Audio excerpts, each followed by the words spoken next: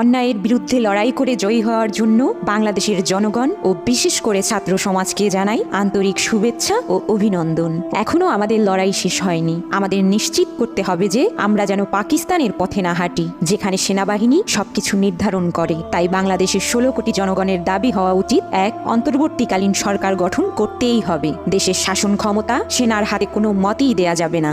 2, রাষ্ট্রপতি শাসন বা সেনার কেউ দেশের দায়িত্ব নিতে চাইলে তা মানা যাবে না। 3, অন্তর্বর্তীকালীন সরকারে ছাত্রদের প্রতিনিধি অবশ্যই থাকতে হবে। 4, যত দ্রুত সম্ভব নির্বাচনের ব্যবস্থা করতে হবে। 5, বিচার বিভাগ থেকে হাসিনা ঘনিষ্ঠ বিচারপতিদের সরিয়ে যোগ্য ব্যক্তিদের আনতে হবে এবং নিশ্চিত করতে হবে যে বিচার ব্যবস্থায় সরকার যাতে কোনো হস্তক্ষেপ করতে না পারে। 6, হাসিনার বিরুদ্ধে রেড কর্নার নোটিশ জারি করে তাকে দেশে এনে তার বিচারের ব্যবস্থা করতে হবে।